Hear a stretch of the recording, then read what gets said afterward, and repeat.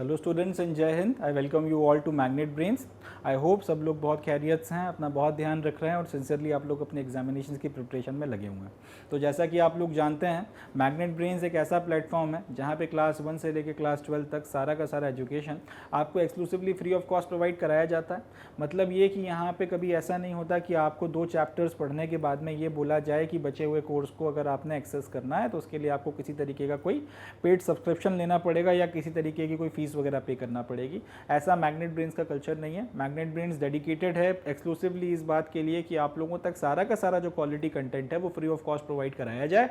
और किसी भी परिस्थिति में आप लोगों तक क्वालिटी कंटेंट जो है पहुंचाया जा सके, ताकि आप लोगों की जो शिक्षा दीक्षा है वो ना रुके और आप लोग अपने ना सिर्फ एग्जामिनेशंस में अच्छा परफॉर्म कर सकें बल्कि आप अपने करियर्स में भी बढ़िया परफॉर्म करें, अच्छे पदों पर पहुंचें और देश की तरक्की में और प्रोग्रेस और प्रॉस्पेरिटी में आप लोग अपना योगदान कर सकें। तो इसी ध्येय के साथ में मैग्नेट ब्रेन्स आगे बढ़ रहा है और इसी बात के साथ में हम लोग अपना आज का जो सेशन है उसको शुरू करते हैं। तो हम लोग पढ़ रहे हैं हिस्ट्री क्लास 12, उसकी जो तीसरी किताब है उसका जो 3rd चैप्टर है, या फिर इस तरह बोल लूँ कि जो थीम नंबर 12 है आपकी कॉलोनियल सिटीज़, उसके बारे में हम लोग बातचीत कर रहे हैं। अब इस पूरे के पूरे डिस्कशन में हम लोगों ने अभी तक ये देख लिया था कि जो मद्रास का शहर था वो किस तरह से डेवलप हुआ और उसकी अपनी क्या डिस्टिंक्ट कैरेक्टरिस्टिक्स थी। आज का जो हमारा सेशन रहने वाला है इसमें हम लोग ये बातचीत करेंगे कि जो कलकत्ता का शहर हमारा डेवलप हो रहा था वो किस तरह से डेवलप हो रहा था और उसकी क्या डिस्टिंक्ट कैरेक्टरिस्टिक्स थी, उसके बारे में हम लोगों ने डिस्कशन वगैरह आज का जो हमारा सेशन है उसमें हमने करना है। तो without any further ado now we are going to start and जो पहला टॉपिक हमारा रहने वाला है वो रहने वाला है टाउन प्लानिंग इन कलकत्ता। चलें शुरू करते हैं। आज की तारीख में जब भी अगर आप किसी शहर के डेवलपमेंट की बात करें या फिर अगर उसमें जो इंफ्रास्ट्रक्चर है उसके डेवलपमेंट की बात करें, एक शब्द जो है बार बार आप लोगों को न्यूज़ में सुनने को मिलता होगा, उसका नाम है टाउन प्लानिंग। कि भाई अगर आपने किसी शहर को डेवलप करना है या फिर ऑल टुगेदर एक नया शहर बसाना है तो उसकी टाउन प्लानिंग क्या है, किस तरीके से आप जो है उस शहर को बसाने वाले हो। तो टाउन प्लानिंग का मतलब क्या है, ऑल टुगेदर एक नए शहर को बसाना, तो वो किस तरीके से बसाया जाएगा, कहाँ पे क्या चीज़ बनाई जाएगी, वो सारी की सारी व्यवस्था। या फिर अगर आपने पहले से कोई टाउन बना हुआ है, कोई शहर बना हुआ है, उसमें अगर आप नवीनीकरण कर रहे हैं, अगर आप उसमें कुछ चीज़ों को बना रहे हैं, बढ़ा रहे हैं, कुछ नई चीज़ इंट्रोड्यूस करा रहे हैं, जैसे कि आज की तारीख में कई सारे शहरों में मेट्रो बनाई जा रही है, तो इस तरीके से अगर आप कुछ इंफ्रास्ट्रक्चर वगैरह ऐड कर रहे हैं तो उसके लिए भी आपको प्लानिंग करना पड़ती है कि कहाँ से निकाला जाए, कहाँ पे आप स्टॉप बनाएंगे, कैसे क्या सारी चीज़ें करेंगे। तो ये सब की सब चीज़ें जो हैं ये कहलाती हैं टाउन प्लानिंग। तो आज अब ये जो टाउन प्लानिंग नाम की चीज़ है जिसके बेसिस पर आज की तारीख में मॉडर्न शहरों को या तो बसाया जाता है या फिर उसमें इंफ्रास्ट्रक्चर बनाया जाता है या उनका विकास और डेवलपमेंट किया जाता है। ये जो टाउन प्लानिंग की प्रक्रिया है या जो ये प्रोसेस है, जो मॉडर्न टाउन प्लानिंग की प्रक्रिया या प्रोसेस है, ये सारी की सारी व्यवस्था अपनी कॉलोनियल सिटीज़ में शुरू हुई थी। कॉलोनियल सिटीज़ का मतलब क्या, वो शहर जिनको अंग्रेज़ों ने बसाया था या फिर वो शहर जो अंग्रेज़ों के बनाए हुए थे। खासतौर पर 3 पर्टिकुलर शहर, कलकत्ता हो गया, बॉम्बे हो गया और मद्रास हो गया। जो मॉडर्न टाउन प्लानिंग है आपको उसका नजराना कुछ यहाँ पर देखने को मिलता है, उसका कुछ आपको जो शुरुआत होती हुई जो है आपको यहाँ पर समझ में आती है। अब ये जो मॉडर्न टाउन प्लानिंग होती थी इसमें पर्टिकुलरली 2 बातों का ध्यान रखा जाता था। पहला तो ये कि आपका जितना भी अर्बन स्पेस रहने वाला है, यानी कि आपका जितना भी शहर रहने वाला है, उसका पूरा का पूरा एक लेआउट बनाया जाता था पहले पेपर पे। यानी कि पहले ये होता था इस टाइम पीरियड के पहले कि एक कहीं पे कोई गांव या कोई बस्ती बसी,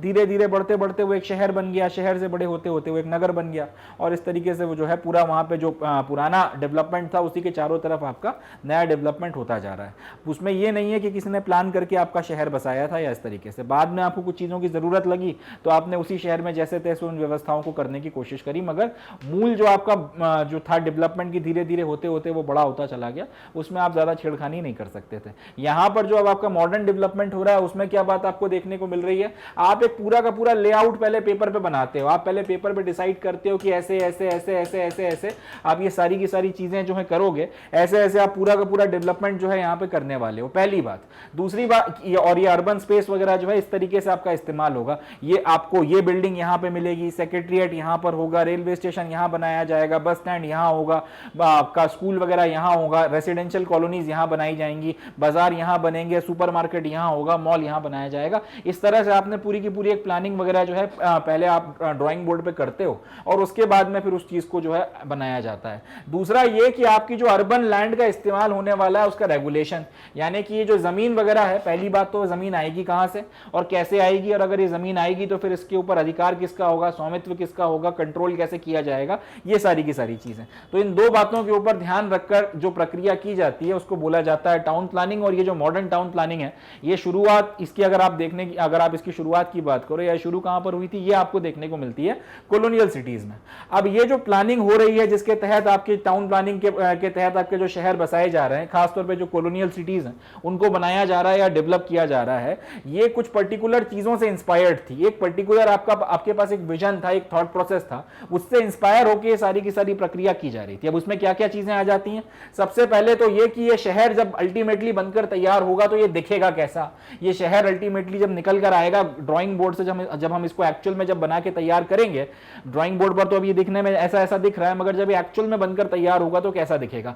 इस पर्टिकुलर विजन के साथ में जो है यहाँ पे टाउन प्लानिंग की जाती थी। दूसरा ये कि इसका डेवलपमेंट कैसा होगा, ऐसा नहीं है कि एक ही दिन में आपने आके सारी की सारी बिल्डिंगें बना दी और जब तक सारी बिल्डिंग नहीं बनी तब तक कोई वहां पे आके रहेगा नहीं। जब सब कुछ बन गया तब आपने उसके चारों तरफ में एक फीता बांधा और उस फीते को काट के आपने इनॉग्रेशन किया और फिर बोला कि अब ये शहर बन गया है, अब आके यहाँ पे रहना शुरू करो। ऐसा भी नहीं होता, धीरे धीरे काम होता चला जाता है और धीरे धीरे लोगों को फिर लाया जाता है और धीरे धीरे आपकी रिहाइशें बसाई जाती हैं जब तक फर्दर दूसरे इलाके में डेवलपमेंट हो रहा होता है। तो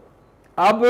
ये पर्टिकुलर बात भी है कि शहर को किस तरह से डेवलप किया जाएगा, पहले कौन सी जगह बनाई जाएगी और फिर कैसे लोगों को लाके बसाया जाएगा, फिर उनके आने के बाद में कैसे दूसरी जगहों पे काम होगा, ये सारी चीजें भी जो है आपके दिमाग में रहती थी। और सबसे बड़ी बात की जो स्पेस आप इस्तेमाल कर रहे हो, जो जमीन आप इस्तेमाल कर रहे हो, उस पर जो भी चीजें बनाई जाएंगी उनका ऑर्गेनाइजेशन कैसे होगा और उनको फिर डेवलप किस तरीके से किया जाएगा एक दूसरे के कोऑर्डिनेशन के साथ में, इन सारी बातों को भी जो है ध्यान में रखा जाता था और इसके बेसिस पर आपकी टाउन प्लानिंग आप की जाती थी या फिर इसको इस तरीके से जो है बढ़ाया जाता था। अब ये जो आइडियोलॉजी है, यहां पर जो बार बार शब्द आ रहा है डेवलप्ड, या फिर यहां पर जो ये शब्द आ गया डेवलप्ड या डेवलपमेंट शब्द का जो अलग अलग आपके फॉर्म्स वगैरह आपको देखने को मिल रहे हैं, ये जो आइडियोलॉजी थी, ये जो विचार था डेवलपमेंट का, ये पर्टिकुलरली रिक्वायर करता था इस बात को कि भाई जो स्टेट पावर है उसका कंट्रोल होना चाहिए अर्बन लाइफ्स और अर्बन स्पेसेस के ऊपर। या फिर इस तरह से कह सकते हैं कि जो डेवलपमेंट की आइडियोलॉजी है इसको आप तभी आगे बढ़ा सकते हो जब आपकी अर्बन स्पेसेस में और अर्बन स्पेसेस में रहने वाली जो अर्बन लाइफ्स हैं उसके ऊपर जो आपकी सरकार है वहां की या फिर जो आपकी स्टेट पावर है उसका कंट्रोल हो।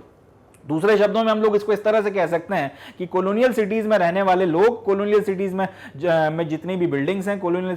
सिटीज में जितना भी स्पेस है, उसके ऊपर सरकार का कंट्रोल होना सबसे ज्यादा इंपॉर्टेंट है। अगर ऐसा नहीं हुआ तो कोट अनकोट आप डेवलपमेंट नहीं कर पाओगे, दूसरे शब्दों में आप इस तरीके से विकास नहीं कर पाओगे जिस तरीके से आप चाहते हो। चलें आगे बढ़ते हैं।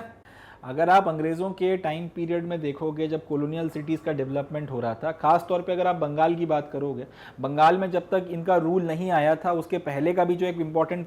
जो पीरियड है, और जब बंगाल में इनका रूल शुरू हो गया उसके बाद का भी जो एक वक्त है, उसमें आप एक बात देखते हो कि जितना भी आपका टाउन प्लानिंग हो रही है या जितना भी उसके एग्जीक्यूशन को किया जा रहा है, अंग्रेज़ इसमें प्रीडोमिनेंटली बहुत ज़्यादा इंटरेस्ट ले रहे हैं। उन्होंने सारी की सारी जो जिम्मेदारी है टाउन प्लानिंग का जो टास्क है उसकी और उसके एग्जीक्यूशन की, उसको अपने ऊपर ले लिया। अब सवाल उठता है कि आखिर अंग्रेज इतना ज्यादा जो है इसमें इंटरेस्ट क्यों दिखा रहे हैं और आखिर अंग्रेज जो है इतना ज्यादा टाउन प्लानिंग में आपका आगे बढ़ चढ़कर हिस्सेदारी क्यों ले रहे हैं। उसकी एक जो सबसे इमीडिएट वजह थी वो थी डिफेंस। ये लोग अपने डिफेंस को लेकर काफी ज्यादा आशंकित थे, उनके मन में शंकाएं थी। तो जो सशंकित ये लोग थे, आशंकित ये लोग थे, इन सारी शंकाओं को ध्यान में रखते हुए अपने डिफेंस और अपनी सिक्योरिटी को सिक्योर करने के लिए, उससे लेकर टेंशन फ्री होने के लिए इन्होंने टाउन प्लानिंग पर काफी ज्यादा फोकस किया। इसके रीजंस में आप जाओगे तो काफी सारे फैक्टर्स हैं। जैसे एक एग्जांपल ये है 1756 में सिराजुद्दौला जो था, जो बंगाल का नवाब था, यानी कि वो टाइम पीरियड जब कंपनी ने अभी तक बंगाल पे की पॉलिटिकल पावर पे कब्जा नहीं किया था। ये लोग मजबूत हो गए थे मगर अभी भी ये मास्टर्स नहीं बने थे बंगाल के, उस वक्त की बात हो रही है। 1756 सिराजुद्दौला जो था, जो बंगाल का नवाब हुआ करता था, इसने ब्रिटिशर्स के द्वारा जो एक छोटा सा आपका जो एक बिल्डिंग वगैरह बनाई गई थी, छोटा सा जो एक फोर्ट बनाया गया था अंग्रेजों के द्वारा, उस पर हमला किया और उसको सैक कर दिया, यानी कि उसको नेस्तनाबूद करके रख दिया।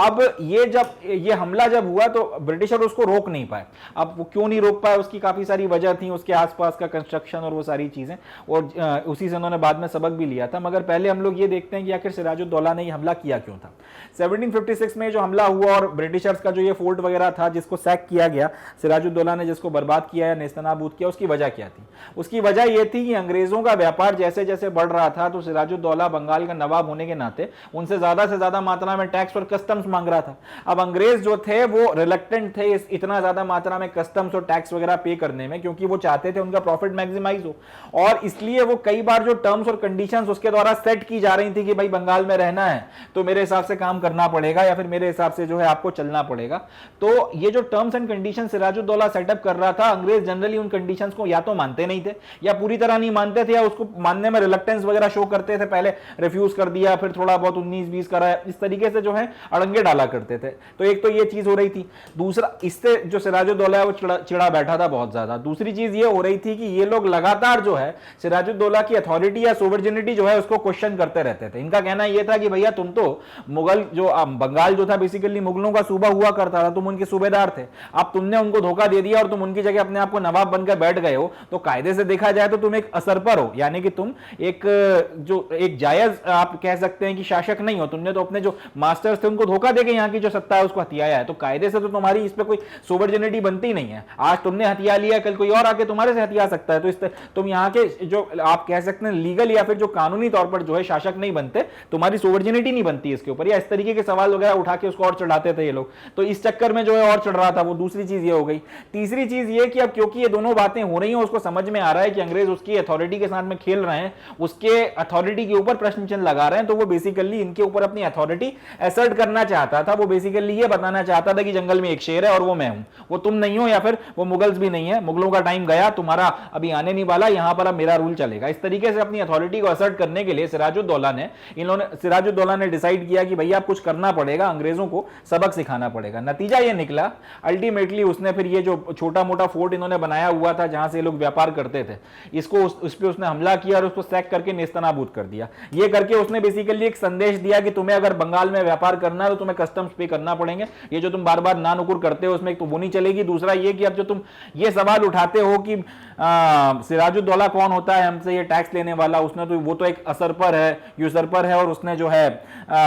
गलत तरीके से सत्ता हथियाई है, उसका तो यहाँ पे कोई राइट बनता नहीं है, ये अब करना बंद कर दो, मैं यहाँ का लेजिटिमेट रूलर हूँ, मेरी अथॉरिटी को मानो, नहीं मानोगे तो बंगाल से लात मार के निकाल दूंगा। ये उसने एक संदेश यहाँ पे क्लियर कट दे दिया। हालांकि अंग्रेजों ने भी मूड बना लिया था कि अब लड़ाई वड़ाई तो करनी है, सिराजुद्दौला से अब हमारी पट नहीं रही तो कुछ ना कुछ करेंगे। अल्टीमेटली 1757 उसके अगले ही साल जब लड़ाई हुई और बैटल ऑफ पलासी, और उसमें सिराजुद्दौला का जब अंग्रेजों ने निपटा दिया, उसके बाद में ईस्ट इंडिया कंपनी ने बाकी सारी चीजें तो करी, बंगाल में आपका अथॉरिटी वगैरह को टेक ओवर कर लिया, बाकी सारी चीजें करी, मगर इन्होंने ये जो उनका पुराना जो फोर्ट था जिसको सिराजुद्दौला ने डिस्ट्रॉय कर दिया था, इन्होंने उसका भी कंस्ट्रक्शन उसी के बाद में किया है। 1756 में इसको निपटाया है, 1757 में इन्होंने सिराजुद्दौला को निपटा दिया। डिफीट करने के बाद में ईस्ट इंडिया कंपनी ने डिसाइड किया कि अब ये जो किला है इसको फिर से बनाएंगे, मगर अब इसको पहले जैसा नहीं बनाएंगे, अब इस किले को इस तरीके से बनाया जाएगा कि इसके ऊपर उतना आसानी से ना तो हमला हो सके और ना इसके ऊपर जो है हमला वगैरह किया जा सके, और ना दूसरी चीज ये कि इसको उस तरीके से सैक किया जा सके जिस तरीके से सिराजुद्दौला इसको इसके पहले सैक कर जा चुका है। तो इस तरीके की चीजों को ध्यान में रखते हुए इन्होंने अपना जो टाउन प्लानिंग और कंस्ट्रक्शनल एक्टिविटी है उसको बढ़ाई। तो जो बात मैं आपसे कह रहा था कि जो इनका मेन कंसर्न था ये वो था डिफेंस की, हमारे ऊपर अब उस तरह से हमला ना किया जा सके जिस तरह से पहले हो गया था। इस चक्कर में इन लोगों ने टाउन प्लानिंग के ऊपर इतना ज्यादा फोकस किया और इसको ध्यान में रखते हुए इन्होंने जो है अपना सारा का सारा कंस्ट्रक्शन वगैरह किया है कि डिफेंस पे अपने को फोकस करना है,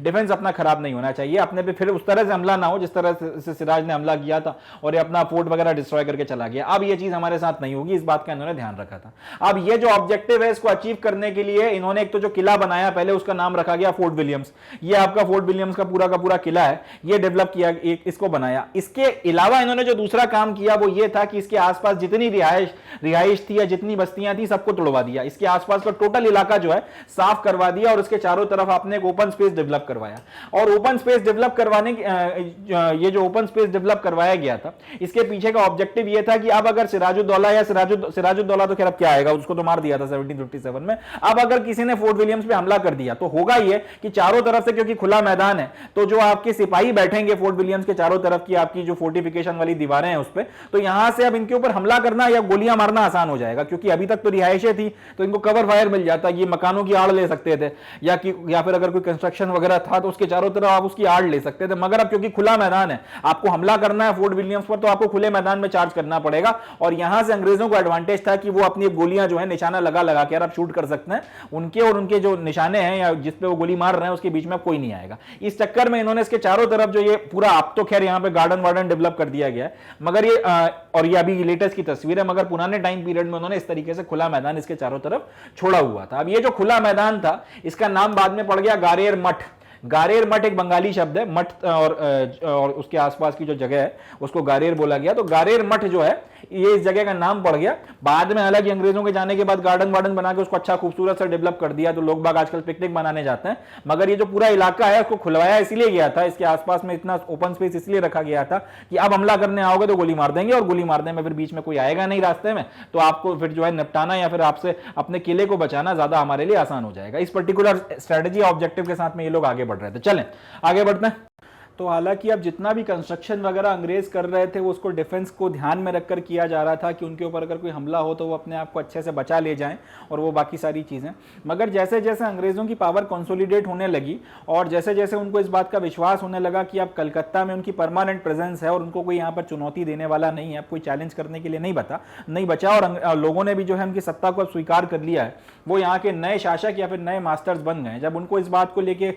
जितनी भी उनकी शंकाएं थी जब सब क्लियर हो गए और वो एकदम कॉन्फिडेंट हो गए इस बात को लेकर कि वो कलकत्ता से कहीं नहीं जा रहे, उनका यहाँ पे परमानेंट प्रेजेंस रहने वाला है, तब फिर आपका जो ये किला वगैरह था फोर्ट विलियम्स वगैरह से वो थोड़ा सा बाहर निकले और उसके आसपास के इलाकों में उन्होंने अपने मकान वगैरह बनाना शुरू किए। जो मैदान था यानी कि ये आपका किला हो गया, किले के चारों तरफ का ये ओपन स्पेस हो गया। अब ये ओपन स्पेस की जो फेरी है यहाँ पर उन्होंने अपने मकान या कंस्ट्रक्शन वगैरह शुरू किया और इस तरीके से कलकत्ता में जो है इंग्लिश सेटलमेंट धीरे धीरे डेवलप होना शुरू हुई। अब यहाँ पर भी जो मकान वगैरह बनाए गए थे वो टिपिकल आपका जो यूरोपियन स्टाइल के मकान होते हैं उस तरीके के बनाए गए थे, सारी चीजें थी। इनका भी अपना एक अलग, इनके भी अपने अलग एस्पेक्ट्स वगैरह हैं। मगर ये जो मैदान आपका जो कलकत्ता में जो फोर्ट था इसके चारों तरफ आपने जो ओपन स्पेस छोड़ रखा था, ये अपने आप में एक लैंडमार्क बन गया। आज तक जो है इसको वैसा का वैसा प्रिजर्व किया गया है और ये कलकत्ता का पहला सिग्निफिकेंट जो है टाउन प्लानिंग मेजर माना जा सकता है, यानी कि बकायदा प्लान करके वो जगह को जो है खाली छुड़वाया गया है। तो ये अपने आप में एक जो टाउन प्लानिंग मेजर बनाया गया, ये कलकत्ता का सबसे पहला सिग्निफिकेंट टाउन प्लानिंग मेजर बना गया। चले आगे बढ़ते हैं। अब ये जो पर्टिकुलर पैटर्न आपने फॉलो किया था कलकत्ता में कि भाई हम ये जो पर्टिकुलर आपका जो स्पेस है, सिराजुद्दौला जैसा वाकया फिर से रिपीट ना हो जाए हमारे ऊपर, इसलिए हम लोग अपनी जो मेन सेटलमेंट है उसके चारों तरफ ओपन स्पेस रखेंगे। इसी चीज को आपने फिर बाकी जगहों पर भी जो है फॉलो किया है और ऐसा नहीं था कि उसी वक्त में फॉलो किया, उसके 100 150 साल बाद भी जो है इस स्ट्रेटेजी को लगाया गया। देखते हैं ये जो पैटर्न था, ये जो कलकत्ता में, ये पूरा मैं पढ़ता हूं आपके लिए, ये एनसीईआरटी में दिया गया था, तो जिसका तस्वीर मैंने वहां से कॉपी किया है। The line of fire, interestingly the pattern devised for Calcutta was replicated in many other towns. यानी कि ये जो पैटर्न आपने कलकत्ता में डिसाइड किया था इसी को आपने फिर बहुत सारे टाउन्स वगैरह में रेप्लिकेट भी किया है। During the revolt of 1857 many towns became rebel strong holds after their. अब ये जो 1857 का रिवोल्ट हुआ था इसमें अंग्रेजों को खदेड़ने के बाद नॉर्थ के इलाकों से, खासतौर पे उत्तर प्रदेश के जो इलाके वगैरह है गैंगेटिक वैली के, वहां से हटाने के बाद में वो जो टाउन्स थे वो रेबल्स का स्ट्रॉन्ग होल्ड बन गए। यानी कि उसके ऊपर जो आपके रेबल थे या जो आपके जो 1857 में जो रिवोल्ट कर रहे थे उन लोगों ने इन टाउन्स वगैरह पे अच्छी पकड़ बनानी और इनको वापस हथियाने, वापस इनको जीतने में या फिर यहाँ से रेबल्स को खदेड़ने में अंग्रेजों को बहुत मशक्कत करना पड़ी थी, बहुत पावर और या बहुत ज्यादा रिसोर्सेज और बहुत ज्यादा लोग गंवाने पड़े थे। चले, हालांकि अल्टीमेटली 1857 में ये लोग जीत गए। उसके बाद क्या हुआ? After their victory the British proceeded to make these places safe for themselves. एक बार हालांकि 1857 का रिवोल्ट खत्म हो गया और अंग्रेजों को जब समझ में आ गया कि अब रेबल्स को हटा दिया गया, उसके बाद भी इनको डर तो ये था कि इस तरीके की रिवोल्ट फिर से ना हो जाए। तो इसलिए इस बात को ध्यान में रखते हुए कि 1857 जैसा नाटक फिर से ना हो जाए, और अगर हो जाए तो फिर उस कंडीशन में हमारी सिक्योरिटी पे खतरा ना आए और हम लोग बेटर पोजीशन में हो इसको हैंडल करने के लिए, इस बात को ध्यान में रखते हुए इस तरीके के जो शहर थे जहां पे रेबल्स का स्ट्रॉन्ग होल्ड बन गया था, यहां पर इन्होंने ऐसी प्लेसेस डेवलप करने के बारे में सोचा जिनको वो अपने लिए सेफ बना सकें, जहां पर वो सिक्योर हो सकें। जैसे दिल्ली का एग्जांपल ले लेते हैं, तो दिल्ली में इन्होंने लाल किला जो है उसको कब्जे में ले लिया और लाल किले में उन्होंने अपनी फौज को जो है स्टेशन कर दिया, वहां पर अपनी आर्मी को बैठा दिया कि अगर ऐसा कोई हमला होता है दिल्ली में फिर से जैसे पहले हुआ था तो लाल किले से अपनी आर्मी निकलकर चारों तरफ से लड़ाई लड़ सकती है। मगर अब इन्होंने एक चीज और करी कि लाल किले के आसपास जितनी बिल्डिंग्स वगैरह थी, जितना आपको कंस्ट्रक्शन वगैरह दिख रहा था सब कुछ उन्होंने साफ करवा दिया और उसके चारों तरफ आपने खाली मैदान डेवलप करवाया, एग्जैक्टली उसी तरह से जिस तरह से कलकत्ता में करवाया था कि आपने फोर्ट विलियम्स के चारों तरफ सब कुछ साफ करवा दिया ताकि अब कोई हमला करने आए तो आप उस पर निशाना लगाकर सीधी गोली मार सको और बीच में कोई वो गार्ड वगैरह ना ले सके, किसी चीज का कोई ऑब्स्ट्रक्शन ना है। इस बात को ध्यान में रखते हुए इन्होंने आपका लाल किले के चारों तरफ में भी जो है सब्सटेंशियल आपने एम्प्टी स्पेस वगैरह डेवलप करवाया और उसके बाद उसके वो जो एम्प्टी स्पेस है उसके बाद अगर कोई हिंदुस्तानी रहना चाहे तो रह सकता है। मतलब यह कि इन्होंने जो लाल किला है जहां पर अपनी फौजें रखी हुई हैं और जो इंडियन नेबरहुड है उसके बीच में एक जो आप कह सकते हैं जगह जो है वो क्रिएट कर दी जिसमें जिसकी मदद से ये लोग अपना डिफेंस वगैरह जो है इंश्योर करेंगे। लॉजिक एग्जैक्टली वही था जो इन्होंने कलकत्ता में 100 साल पहले लगाया था। मतलब ये कि जो स्ट्रेटजी है जो कलकत्ता में फोर्ट विलियम्स में 1757 में लागू हुई थी वही की वही स्ट्रेटजी 1857 के बाद में आपने लाल किले में लागू करी है। और वो लॉजिक क्या है कि अगर आपने किसी ने हमला किया तो जो डायरेक्ट लाइन ऑफ फायर है वो एसेंशियल है, यानी कि किसी पे निशाना लगाकर सीधी गोली मारना बहुत जरूरी है। अगर वो किसी चीज की आड़ ले लेता है तो फिर आपको दिक्कत होगी और अगर ओपन स्पेस होगा तो फिर उस केस में आप डायरेक्ट जो है लाइन ऑफ फायर मेंटेन रख सकते हो।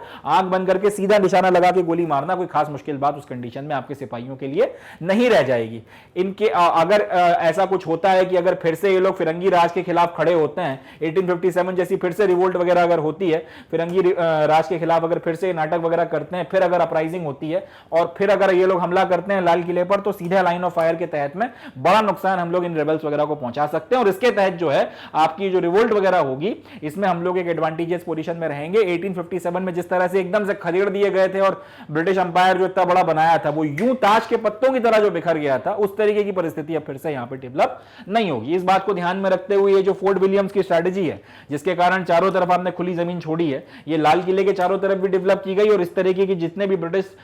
सेटलमेंट्स आपके दूसरे टाउन्स में बनाए गए वहां पर भी आपको ये चीज देखने के लिए मिलती है। चलें आगे बढ़ते हैं। कलकत्ता में टाउन प्लानिंग का एक नया दौर शुरू होता है 1798 से, जब आते हैं लॉर्ड वेलेस्ली आपके नए गवर्नर जनरल बनके। इंपॉर्टेंट है, ध्यान से सुनिएगा। 1798 लॉर्ड वेलेस्ली जो हैं ये यहाँ पर भारत में गवर्नर जनरल के तौर पर पहुँचाए जाते हैं और बाकी इन्होंने आके जो भी काम किया हमको पता है, सब्सिडरी अलायंस वगैरह ये लेकर आए थे और बाकी सारी चीज़ें करी थी। बट इनके उन सारे कामों से अलग इन्होंने एक काम और किया था, वो ये था कि इन्होंने कलकत्ता की टाउन प्लानिंग के ऊपर काफ़ी काम करवाया था। पहले तो आकर इन्होंने काफ़ी सारा कंस्ट्रक्शन का भी काम करवाया और उसके बाद में इनके टाइम पीरियड में टाउन प्लानिंग को लेकर नई पॉलिसीज वगैरह भी जो हैं कलकत्ता में शुरू हुई थी। आते से ही एक तो अपने रहने के लिए इन्होंने एक बहुत मैसिव सा एक बड़ा सा जो है इन्होंने एक महल बनवा के तैयार करवाया। इस मैसिव प्लेस या फिर इस महल का नाम था गवर्नमेंट हाउस। आज की तारीख में शायद पश्चिम बंगाल के गवर्नर वहां पे रहते हैं, तो गवर्नमेंट हाउस इन्होंने बनवा कर तैयार करवाया था इनके खुद के लिए कलकत्ता वगैरह में। उसके अब ये जो बिल्डिंग थी इसमें ना सिर्फ ये बड़ी बहुत बढ़िया जिंदगी शानो शौकत की गुजार रहे थे और सारी चीजें थी, मगर साथ ही साथ इस बिल्डिंग के थ्रू एक मैसेज भी दिया गया था और वो मैसेज था कि भाई ये है जो ब्रिटिश पावर जो आपके ऊपर रूल करती है, ये उसकी अथॉरिटी की सीट है, यहां से जो उसका सबसे आपका बड़ा अफसर है इंडिया में वो बैठा हुआ है। तो ये एक मैसेज है आप लोगों के लिए कि देखिए वो कितनी ताकतवर ये कह सकते हैं अथॉरिटी है जो आपके ऊपर रूल कर रही है, इसलिए इसके खिलाफ मत जाइए। इस तरीके से एक मतलब वो होता है एक ऑरा क्रिएट करने के लिए, वो ऑरा क्रिएट करने का भी जो काम है ये बड़ा सा गवर्नमेंट हाउस किया करता था जिसमें वेलेस्ली साहब शानो शौकत के साथ में रहते थे। खैर इसके अलावा इन्होंने और भी काफी सारे काम वगैरह करवाए थे। अब यहाँ पर जब ये रहे इंडिया में आकर कलकत्ता वगैरह में से जब इन्होंने सरकार चलाई पूरा, तो धीरे धीरे इनको जब वहां की परिस्थितियां समझ में आई तो वक्त के साथ में ये कंसर्न हो गए। रहने की जो कंडीशंस वगैरह थी काफी सारी जगहों पर कलकत्ता में, खासतौर पर कलकत्ता का जो इंडियन पार्ट था जिसको हम लोग ब्लैक टाउन भी बोलते हैं, तो जो ब्लैक टाउन है या फिर जहां पे हिंदुस्तानी रहा करते थे वहां पे जिस तरीके की कंडीशंस थी, जिस तरीके की परिस्थितियां थी, उन सबको लेकर ये काफी ज्यादा कंसर्न हो गए कि यार कितनी बुरी स्थिति है यहाँ पर, ये लोग कैसे रह रहे हैं। और इसकी मेन वजह यह थी कि यहाँ पर क्राउडिंग बहुत ज्यादा थी, यानी कि बहुत कम जगह में बहुत ज्यादा लोग इकट्ठा रहते थे, घनी बस्तियां थी और आपके पास में ओपन स्पेसेस की बहुत कमी थी। एक तो उन्होंने ये चीज देखी। दूसरा इन्होंने देखा कि एक्सेसिव वेजिटेशन है, जहां पे लोग रहते हैं वहां पे झाड़ जंगल और इस तरीके की चीजें काफी ज्यादा उग रही हैं। तीसरी चीज इन्होंने देखा कि यहाँ पे जो आपके सीवेज के टैंक्स वगैरह हैं वो काफी ज्यादा डर्टी वगैरह हैं और इन डर्टी टैंक्स वगैरह में से 10 तरीके की स्मेल आती हैं और ड्रेनेज का जो पूरा का पूरा सिस्टम है वो बहुत ज्यादा पुअर है। हर कहीं पे आपका जो ड्रेन्स है वो जाम हो जाते हैं, ब्लॉक हो जाते हैं। ये सारी चीजें इन्होंने देखी और ये बहुत ज्यादा कंसर्न हो गए इस बात को लेकर कि कलकत्ता के वो हिस्से वो हिस्से जहां पर हिंदुस्तानी रह रहे हैं वहां पर कितनी बुरी परिस्थितियां हैं, और इस तरीके की सर्कमस्टांसेस में ये लोग कैसे रह सकते हैं। इनका कुछ भला करवाना पड़ेगा, इस तरीके की कंडीशंस में इनको रहने नहीं दिया जा सकता। इस तरीके से सोचकर ये थोड़ा सा टेंशन में आ गए। अब ये टेंशन में आ गए तो फिर इसका मतलब ये है पूरी की पूरी सरकार टेंशन में आ जाएगी। तो ये जो कंडीशंस थी जो लॉर्ड वेलेस्ली ने देखी, इन्होंने इनको इससे ये बहुत ज्यादा जो है कंसर्न हो गए, इनसे बहुत ज्यादा जो है व्यथित हो गए। अब इस सारी चीजों के नतीजा ये निकला कि इन्होंने फिर ये सोचा कि अब किया जाए, क्योंकि अगर इनकी इतनी बुरी परिस्थितियां हैं और आपको अगर दिल में दुख उठ गया है इन लोगों के लिए, इसका मतलब आप फिर इनके लिए कुछ करवाओगे। तो इन लोगों की परिस्थितियों को ठीक करने के लिए अब हमको कुछ करना पड़ेगा। जो किया गया उसके बारे में थोड़ी सी बातचीत करते हैं। आइडिया ये था, या फिर अंग्रेजों ने जब बैठे इसके ऊपर, वेलेस्ली साहब ने बताया कि ऐसी ऐसी चीजें हो रही हैं और मुझे लगता है कि इन लोगों के लिए थोड़ी सी चीजें ठीक करनी चाहिए। तो वेलेस्ली साहब की चिंता, यानी कि पूरे की पूरी अंग्रेज सरकार की चिंता, भाई लोगों ने बैठ के फिर मंत्रणा वगैरह करी, सोचा समझा कि क्या किया जाए, और अल्टीमेटली इन्होंने ये निष्कर्ष निकाला, ये लोग इस डिसीजन पर निकल कर आए कि अपने को क्या करना चाहिए, अपने को ओपन स्पेसेस वगैरह क्रिएट करने चाहिए। अगर हम लोग ओपन स्पेसेस वगैरह सिटी में क्रिएट करेंगे तो इससे जो सिटी है वो ज्यादा हेल्दियर हो जाएगी और यहाँ रहने की जो सर्कमस्टांसेस हैं ज्यादा ठीक हो जाएंगी। ये अपने को ध्यान रखना है, ठीक है जी। क्या हो रहा है यहाँ पे, क्राउडिंग आपको देखने को मिल रही है, लोग कम स्पेसेस में ज्यादा मात्रा में रह रहे हैं और इन सब चीजों के कारण जो है परिस्थितियां रहने की ठीक नहीं है, अमानवीय है, और इसके कारण बीमारियां वगैरह भी फैल रही हैं। तो लोगों के बीच में बीमारियां ना फैलें, रहने की जो परिस्थितियां हैं इनको ठीक करे बिना ये चीज हो नहीं सकती है। इन अमानवीय रहने की परिस्थितियों को ठीक करने का सबसे सिंपल तरीका ये बनता है कि आप इनके बीच में थोड़ा स्पेस बढ़ा दो, रहने का जो इलाका है, जितने इलाके में लोगों की बस्तियां कन्फाइंड, इनको थोड़ा फैला दो। इनको रहने की जो है जैसे जैसे इनके बीच में थोड़ा स्पेस आ जाएगा वैसे वैसे आपका जो कह सकते हैं हेल्थ वगैरह है वो ज्यादा बेटर हो जाएगी, ज्यादा ठीक हो जाएगी। 1803 में वेलेस्ली ने इन्हीं सब बातों को ध्यान में रखते हुए एक मिनट लिखा। मिनट का मतलब होता है एडमिनिस्ट्रेटिव ऑर्डर। ये मिनट का मतलब वो नहीं है जिसमें अपन लोग समय नापते हैं। प्रशासन की भाषा में मिनट को बोला जाता था एक एडमिनिस्ट्रेटिव ऑर्डर या फिर एक प्रशासनिक आदेश। तो 1803 में वेलेस्ली ने एक मिनट को लिखकर तैयार किया, या फिर एक मिनट लिखा, या फिर इस तरह से बोल सकते हैं कि एडमिनिस्ट्रेटिव ऑर्डर दिया, जिसमें टाउन प्लानिंग की जो जरूरतें हैं उसके बारे में बातचीत की गई है और उसके लिए हमको क्या करना है उसके बारे में बातचीत की गई है। और उसके तहत में काफी सारी आपकी जो कमिटीज वगैरह हैं इस पर्पस के लिए उन्होंने बनाकर तैयार कर दी। अब इन कमिटियों ने फिर बहुत सारा काम वगैरह किया और इस काम वगैरह के नतीजे में फिर जो चीजें हुई उसके बारे में थोड़ा बात करते हैं। सबसे पहले तो आपके जो 50 तरीके के घाट थे, बाजार थे, जहां पे आपकी ब्यूरियल ग्राउंड थे, जहां पे लोगों को दफनाया जाता था या फिर जहां पर उनका अंतिम संस्कार किया जाता था, जो टैनरीज वगैरह थी जहां पे खाल वगैरह उतारी जाती थी, ये सब, इन सबको या तो एकदम ही आपने साफ सफाई करी यहाँ पर आपने जो है चीजों को ठीक किया, या फिर आपने इनको ऑल टुगेदर मिटा दिया, आपने इनको ऑल टुगेदर बंद कर दिया यहां। और इसके बाद में फिर यह है कि एक इनकी सर्टेन स्पेसिफिक जगह बना दी जहां पर ये सारे काम हो सकते हैं। हर कहीं पर अब आप बाजार नहीं खोल सकते, हर किसी घाट पर आप कपड़े धोने नहीं बैठ सकते, बहुत सी चीजें वगैरह जो है यहाँ पे की गई। अब यहां से जब आपका ये वेलेस्ली साहब ने एक मिनट लिखा था आपका टाउन प्लानिंग के ऊपर 1803 में, और उसके बाद फिर जब इसके ऊपर काम होना शुरू होता है तब हम लोग एक इंटरेस्टिंग बात देखते हैं कि अब यहां से पब्लिक हेल्थ जो है, या फिर ये from then on the notion of public health became an idea that was proclaimed in the projects of town clearance and town planning. यहां से एक मजे की बात निकल कर आती है कि अब जब जब आपको शहर में क्लियरेंस वगैरह करना है, यानी कि जब जब लोगों को एक जगह से उठा के दूसरी जगह विस्थापित करना है, या फिर अगर आपको टाउन प्लानिंग के नाम पे कुछ कंस्ट्रक्शन करना है, बाकी सारी चीजें करनी है और उसमें लोग जो है वो आड़े आ रहे हैं, कोई बस्ती हटानी है, सारी चीजें करनी है, तो उसमें एक चीज का सहारा बार बार लिया गया, वो है पब्लिक हेल्थ। थोड़ा सा समझने वाली बात है। वेलेस्ली ने क्या बोला था? वेलेस्ली ने ये बोला कि यार ये लोग इतनी बुरी स्थितियों में रहते हैं, इतना ज्यादा पास पास रहते हैं, इनके बीच में थोड़ा स्पेस क्रिएट कराया जाए तो उसके लिए उससे होगा ये कि जितना ज्यादा स्पेसेस क्रिएट होंगे उससे उतना ज्यादा जो है हेल्थ वगैरह ठीक होगी। अब इस बात को ध्यान में रखते हुए वेलेस्ली ने एक प्रशासनिक ऑर्डर दिया और उसके बाद में फिर काफी सारा जो है उसके ऊपर काम हुआ। लोगों के जो आपकी बस्तियां थी उनकी जो घनत्व था उसको कम किया गया, जो डेंसिटी थी आपके लोगों की उसको थोड़ा सा कम किया गया, लोगों को थोड़ा दूर दूर बसाया गया। इसके बाद मगर अंग्रेजों ने इसको एक हथियार की तरह इस्तेमाल किया और अब जब जब उनको शहर में कहीं पर कोई नया प्रोजेक्ट लगाना है, उनको टाउन प्लानिंग करनी है और सारी चीजें करनी है, और बीच रास्ते में कोई बस्ती आ रही है, भले ही वो कितना ही अच्छे से बसी हुई हो, सारी बातों को भी मानती हो, मगर वो पब्लिक हेल्थ के नाम पे कि भैया ये लोगों की सेहत के लिए ज्यादा बेटर है, इसके आधार पर वो उसको ध्वस्त कर देते थे, उसको हटा देते थे, उसको बिटा देते थे, और उसकी जगह पे फिर जो है आपका जो भी वो कंस्ट्रक्शन वगैरह करना चाहते थे वो किया करते। तो इस तरीके से पब्लिक हेल्थ को भी एक हथियार बनाया गया। अब वेलेस्ली ने हालांकि नेक नियति से काम किया था कि लोगों की भलाई होगी, मगर इस पर्टिकुलर चीज का इस्तेमाल कर भी आगे जाकर लोगों को फिर प्रताड़ित तो किया गया। खैर, वेलेस्ली साहब ने अपना जो टेनर वगैरह था गवर्नर जनरल के तौर पर वो पूरा किया। जब उनका कार्यकाल पूरा हो गया तब वो हिंदुस्तान से विदा हो गए। अब उनके विदा होने के बाद में ये जो सारा का सारा आपका टाउन प्लानिंग का वर्क था और ये डेवलपमेंट वगैरह की जो भी एक्टिविटीज वगैरह थी, इसको एक कमेटी जो है वो करती है, या फिर इनकी जो सारी की सारी गतिविधियां टाउन प्लानिंग की जो इन्होंने शुरू कराई थी, इसको एक पर्टिकुलर कमेटी ने आगे बढ़ाया था और उस कमेटी का नाम था लॉटरी कमेटी। लॉटरी कमेटी 1817 में बनी थी। ये बहुत इंपॉर्टेंट है, ये एग्जाम में पूछी जरूर जाएगी, इसलिए इसको जरा ध्यान से पढ़ना है। 1817 में आपकी लॉटरी कमेटी बनकर तैयार होती है और लॉर्ड वेलेस्ली के जाने के बाद में जितना भी टाउन प्लानिंग की बड़ी बड़ी गतिविधियां हुई हैं, वो सारी की सारी गतिविधियां लॉटरी कमेटी ने कराई थी। अब सवाल ये उठता है कि लॉटरी कमेटी इतना फैंसी नाम देने की जरूरत क्या है? लॉटरी कमेटी को लॉटरी कमेटी बोला क्यों जा रहा है? कोई दूसरा नाम भी दिया जा सकता है, Ramlal committee, Shyamlal committee, Baburao committee, या इस तरीके की कोई कमेटी वगैरह बोला जा सकता है। लॉटरी कमेटी क्यों बोला गया? लॉटरी कमेटी बोलने के पीछे वजह यह है कि यहां पर इसके जो फंड्स वगैरह थे जिसके तहत टाउन का इंप्रूवमेंट वगैरह किया जाता था, वो पब्लिक को लॉटरियां बेच बेच कर इकट्ठा किया जाता था। मतलब यह कि आप बेसिकली लॉटरी के कार्ड बांट रहे हो सरकार के नाम पर। आपने ये बोला कि सरकार होने के नाते हमें टाउन प्लानिंग करनी है और आपका जो शहर है इसमें साफ सफाई की व्यवस्था रखनी है। अब इसको करने के लिए हमको पैसा चाहिए, तो एक काम करते हैं, हम लॉटरी के टिकट बांटते हैं। हम लोग 1-1 रुपए में या 2-2, 5-5 रुपए में जो भी है लॉटरी के टिकट बांटेंगे। 1 या 2 लॉटरी खोल देंगे जिसमें 100, 125, 500 जो भी थोड़ा बहुत इनाम वगैरह हमको देना है वो इनाम दे देंगे। बाकी सारा जो लॉटरी का पैसा अपने पास में आ गया, उस लॉटरी के पैसे से फिर अपन लोग क्या करेंगे? अपन लोग उस पैसे से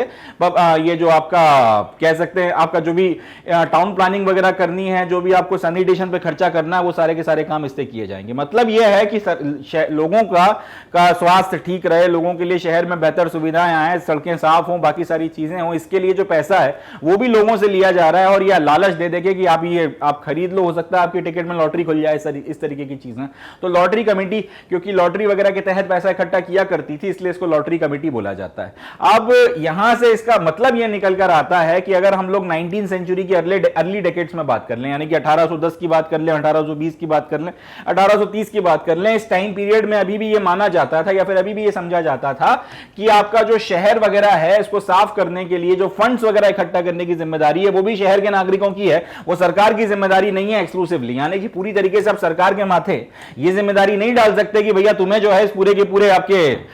शहर की साफ सफाई भी करवानी है और इस शहर की साफ सफाई के लिए तुम्हें पैसा भी लगाना है। अगर साफ सफाई चाहिए तो उसके लिए पैसा वगैरह आपको देना पड़ेगा, सरकार उसमें फिर नानुकुर नहीं कर सकती, उसमें जो है हरकतें नहीं डाल सकती। ये पर्टिकुलर चीज जो इन्होंने यहां पर बोलकर यहां पर एक तरीके से कन्वे कर दी थी। यहां से बात हमको समझ में आती है कि 19वीं सेंचुरी के अर्ली डिकेड्स में भी शहर की साफ सफाई के लिए फंड्स वगैरह इकट्ठा करना है एक्सक्लूसिवली सरकार की जिम्मेदारी नहीं थी। इसमें आपका जो नागरिक वगैरह हैं जो चाहते हैं उन्हें सुविधाएं मिले, उसको इसका फायदा देने के लिए आपको उन्हीं से जो है पैसा किसी तरीके से कलेक्ट करना पड़ता था और किया जा रहा था। चले आगे बढ़ते हैं।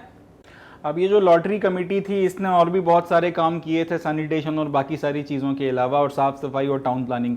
को अगर आप एक तरफ हटा के देखते हैं तो और भी बहुत सी चीज़ें लॉटरी कमेटी के तहत हुई थी। जैसे कि एक इम्पॉर्टेंट काम इन लोगों ने किया था वो ये था कि इन्होंने एक नया मैप जो है कलकत्ता के शहर का, जिसमें बहुत कॉम्प्रिहेंसिवली एक एक चीज़ को डिटेल में डिस्कस किया गया था, एक एक चीज़ को डिस्कस में टैग किया गया था, उस पर्टिकुलर मैप को इन लोगों ने कमीशन किया था। इसके अलावा इन्होंने काफ़ी सारी जो है मेजर एक्टिविटीज़ वगैरह जो करी थी उसमें से जो सबसे रेलेवेंट या सबसे इंपॉर्टेंट है, एक तो उन्होंने जो इंडियन पार्ट था, हिंदुस्तानी जो इलाका था कलकत्ता का जहां पे इंडियंस रहा करते थे, वहां पे रोड कंस्ट्रक्शन करवाया था। दूसरा आपके रिवर बैंक्स वगैरह जो थे उनमें से इन्होंने इंक्रोचमेंट वगैरह काफी बड़े लेवल पर जो है क्लियर करवाए थे। मतलब ये कि आपकी जो नदी के किनारे पे लोग आके बस गए थे या जमीन पे कब्जा वगैरह कर लिया था, या इनको जो लगता था कि जमीन के आसपास के इलाकों पे जो कब्जा वगैरह हो गया तट के इलाके पे, उन सबको साफ करवा के इन्होंने अतिक्रमण वगैरह या इंक्रोचमेंट वगैरह वहां से हटवाया था। अब इसके अलावा इंडियंस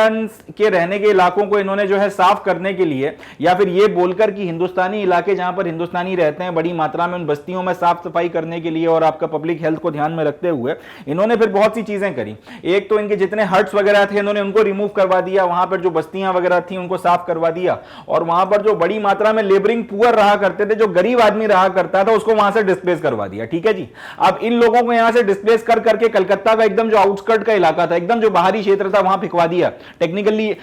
ये बोला गया कि इनको डिस्प्लेस करके वहां पर आपका विस्थापित किया गया, वहां पर रहने की जगह दी गई, मगर टेक्निकली हकीकत यही थी कि इन लोगों को वहां पर फिकवा दिया गया। बोला जो करना है करो, यहां पर जैसे रहना रहो, जो आपको परिस्थितियां मचानी है यहां मचाओ, मगर आपके कारण कलकत्ता शहर जो है वो गंदा हो रहा था, कलकत्ता शहर में आपका बीमारियां फैल रही थी, इसलिए आपको हम लोग नहीं रहने देंगे। इस लेवल तक जो है आपने निरंकुशता जो है इन गरीब लेबरिंग क्लास के पुअर्स वगैरह के साथ में दिखाई है। आगे,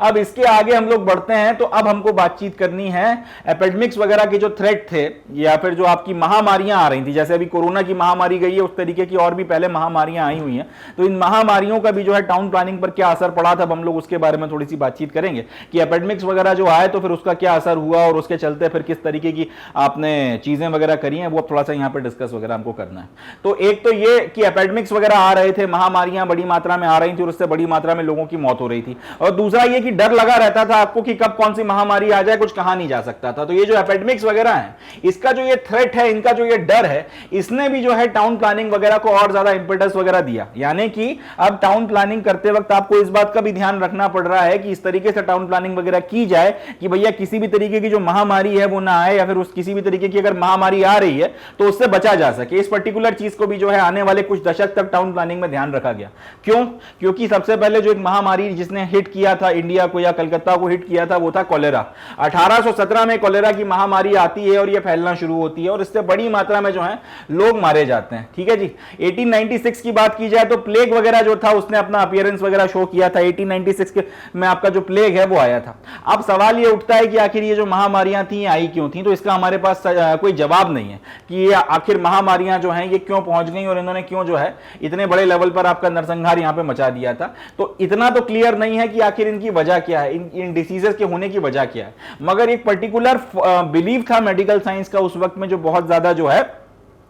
माना जाता था, उसके बेसिस पर फिर इन्होंने असेसमेंट वगैरह करने की कोशिश करी। आज की तारीख में अगर आप ये बोलो कि ये कॉलेरा क्यों फैल गया या फिर ये प्लेग क्यों आ गया, तो मेडिकल साइंस की मदद से फर्मली हम लोग इस पर्टिकुलर निष्कर्ष पर नहीं पहुंच पाए कि आखिर ये क्यों फैला या क्यों आ गया। मगर सरकार उस वक्त में जो एक मानी हुई थ्योरी थी साइंस वगैरह की या आपका मेडिकल साइंस की एक मानी हुई थ्योरी थी, उसके बेसिस पर चल रही थी, और वो ये था कि ये जो बीमारियां आती हैं इनके आने में और इनके फैलने में और आपका जो लिविंग कंडीशंस हैं किसी भी जगह पे आप जहां रह रहे हो उस जगह की रहने की परिस्थितियों के बीच में कोई रिलेशनशिप है। क्या रिलेशनशिप है वो उसके बारे में हम लोग कोई इंपीरिकल फॉर्मूला हमारे पास नहीं है, मगर कोई इनके बीच में रिलेशनशिप है। ये बात इन लोगों को समझ में आ रही थी। फिर से हम लोग इस बात को एक बार देखते हैं। क्या हुआ? कॉलेरा आ गया और ये आपका प्लेग फैल गया और इसने बड़े लेवल पर जो है नरसंहार किया, लोगों को बड़े लेवल पर जो है मार दिया, सारी चीजें हुई। मगर साइंस की मदद से हम लोग फॉर्मली आज तक मेडिकल साइंस की मदद से ये नहीं निष्कर्ष निकाल पाए कि आखिर क्या वजह थी कि कॉलेरा और प्लेग जो है वो आए और इन्होंने इतने बड़े लेवल पर जो है ये इतना तमाशा उस जमाने में मचा दिया। मगर सरकार जो उस आपका एक माना हुआ जो एक एक्सेप्टेड मेडिकल थ्योरी थी उसके बेसिस पर आगे बढ़ रही थी, वो ये था कि अगर कहीं पे कोई डिसीज वगैरह फैलता है, अगर कहीं पर कोई डिसीज वगैरह आगे बड़ी मात्रा में अगर जो है उसका अगर उसके कारण लोगों की मौत हो रही है, सारी चीजें हो रही हैं, तो उस डिसीज के होने में और उस डिसीज के फैलने में और जिस जगह पे आप रह रहे हो उस जगह की लिविंग कंडीशंस के बीच में कोई कोरिलेशनशिप जरूर है। अगर कोई कोरिलेशनशिप नहीं है तो फिर ये इस तरीके की चीजें जो है इस तरीके की जो चीजें हैं वो हो नहीं सकती। ये बात जो है इन लोगों को समझ में आ गई। अब ये जो व्यू था कि किसी जिस जगह पे आप रह रहे हो वहां पर और वहां जो आपके आसपास के इलाकों में जो बीमारियां फैल रही हैं उसके बीच में कोरिलेशनशिप है, इस मानी हुई थ्योरी के ऊपर उस वक्त के जो सबसे प्रोमिनेंट हिंदुस्तानी थे वो भी बिलीव करते थे और सिटी में जो आपके जो शहर में रहने वाले जो माने हुए हिंदुस्तानी लोग थे वो भी इस पर्टिकुलर चीज को सपोर्ट करते थे। एग्जाम्पल के लिए आपके द्वारकानाथ टैगोर साहब जो थे इन्होंने इस पर्टिकुलर एस्पेक्ट को बहुत ज्यादा जो है सपोर्ट किया था और उनको भी लगता था कि इस तरीके से आपकी और भी आगे महामारियां आ सकती हैं। तो अगर आप ये चाहते हो कि ये महामारियां ना आए या फिर अगर ये आती भी हैं तो फिर इनका जो असर है वो कम रहे, तो उसके लिए जरूरी है कि कलकत्ता की लिविंग कंडीशंस को ठीक किया जाए। दूसरे शब्दों में कोट अनकोट कलकत्ता को ज्यादा हेल्दी बनाया जाए। हेल्दी बनाने के लिए क्या किया गया उसको हम लोग अभी डिस्कस करेंगे। चलें आगे बढ़ते हैं। तो अब टाउन प्लानिंग के नाम पर क्या क्या किया गया उसके बारे में थोड़ी सी बातचीत करते हैं। Densely built up areas where seen as insanitary because of the following reasons. अब क्वेश्चन ये भी उठेगा कि आखिर जो डेंसली आपके पॉपुलेटेड एरियाज वगैरह थे जहां पर घनी बस्तियां थी, आखिर उन्हीं के ऊपर क्यों क्रैकडाउन हुआ, उसको थोड़ा सा हम लोग समझने की कोशिश करते हैं। ये तो अपने को अभी तक समझ में आ गया कि साफ सफाई के नाम पर या फिर आपने अगर आपने सैनिटेशन के नाम पर कुछ करना है, अगर आपने हेल्थ के नाम पर कुछ करना है, तो आप एक ही चीज कर रहे हो और वो ये है कि आप जो आपकी घनी बस्ती के इलाके हैं उन इलाकों में आप जाकर अपना बुलडोजर चला रहे हो या फिर जो भी अपने ताकत का इस्तेमाल कर कर वहाँ रहने वाले लोगों की बस्तियों को आप हटा रहे हो, यही सारे काम वगैरह हो रहे हैं। तो ये जो बिल्टअप इलाके थे जिसमें बहुत ज़्यादा घनी बस्तियां थी, इनको एक तो इंसैनिटरी माना जाता था और इसी चक्कर में इनके ऊपर जो है इतना ज़्यादा कार्रवाइयाँ की जाती थी। सवाल ये उठता है कि इनको इंसैनिटरी माना क्यों जाता था, तो उसके कुछ कारण है, उसके बारे में अपन लोग बातचीत करेंगे। पहला तो इतना ज़्यादा घने तरीके से ये बस्तियों को बनाया जाता था और पूरी आपकी जो दीवारें वगैरह हैं या फिर जो आपकी छत की फूस वगैरह है वो 2-2 घरों की या 3-3 घरों की इस तरीके से जो है लगी रहती थी कि ये लोग डायरेक्ट सनलाइट जो है उसको ऑब्स्ट्रक्ट किया करते थे। ये आपका जो सीधी सूरज की रोशनी है जो जमीन तक पहुंच ही नहीं पाती थी। एक तो इनका ये कहना था क्योंकि सूरज की रोशनी जमीन तक नहीं पहुंच पा रही है और घरों के अंदर तक नहीं जा पा रही है, उसके कारण जो है काफी ज्यादा हेल्थ को लेके इश्यूज हो रहे हैं, जीवाणु वगैरह काफी ज्यादा पनप रहे हैं। दूसरा ये कि आपने इतनी घनी बस्तियां बना रखी हैं कि वहां पे एयर के सर्कुलेशन को जगह नहीं मिल रही है। तो अगर किसी एक जगह पे अगर कोई एक लेट से अगर कहीं पे गंदगी वगैरह है तो वहां से या फिर तो एयर क्योंकि सर्कुलेट नहीं हो रही है तो वो हट नहीं रही है वहां से, वो कंसंट्रेटेड है और उसके कारण वहां पर और ज्यादा जो है आपका माइक्रोब्स वगैरह का जन्म हो रहा है जिनसे नुकसान वगैरह हो रहा है। डिजीज कॉजिंग माइक्रोब्स वगैरह वहां पर ज्यादा अच्छे से या ज्यादा बेटर तरीके से पनप पा रहे हैं और उसके बाद में वो पूरी की पूरी बस्तियां जो है उनको अपनी चपेट में ले लेते हैं और उनकी स्थिति वगैरह खराब हो जाती है। तो इस चक्कर में अब क्योंकि आपने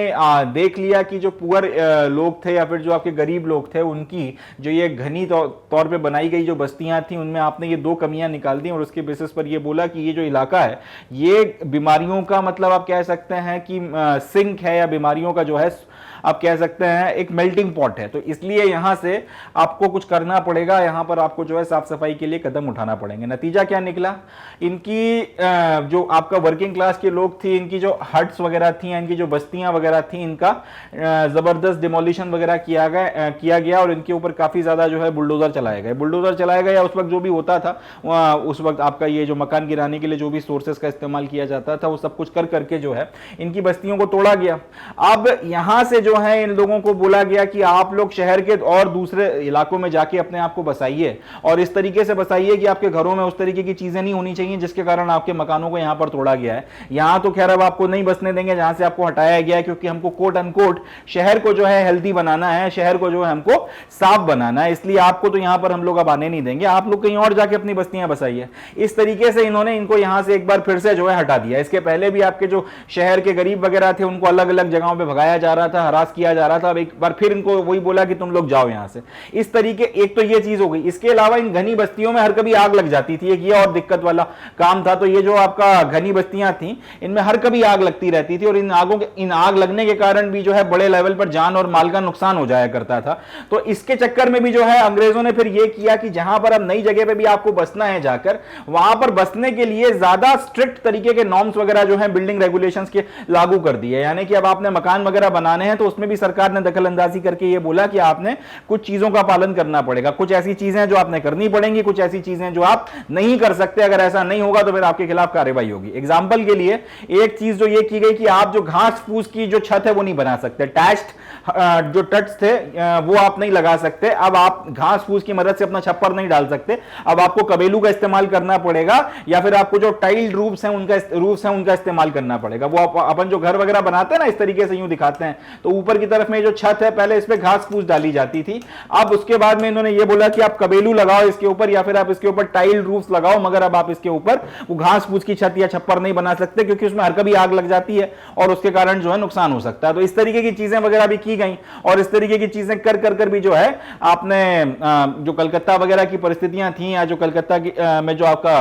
बिल्डिंग एक्टिविटीज वगैरह थी इसको काफी हद तक जो है रेगुलेट किया। 19th सेंचुरी का अंत आते आते या लेट 19th सेंचुरी में 1870, 80, 90 की अगर आप बात करोगे तब तक आप एक बात देखते हो कि सिटी में कंस्ट्रक्शन वगैरह को लेकर ऑफिशियल इंटरवेंशन जो है वो ज्यादा स्ट्रिक्ट हो गया था, ज्यादा स्ट्रिंजेंट हो गया था। यानी कि पहले तो ये था कि जो जिसके मन में आ रहा है वो कर रहा है, बाद में सरकार ने थोड़ी थोड़ी दखल अंदाजी करना शुरू करी कि आप ये कर सकते हो, वो नहीं कर सकते, ऐसा कर सकते हो, वैसा नहीं कर सकते। मगर आपका 19वीं शताब्दी खत्म होते होते 1800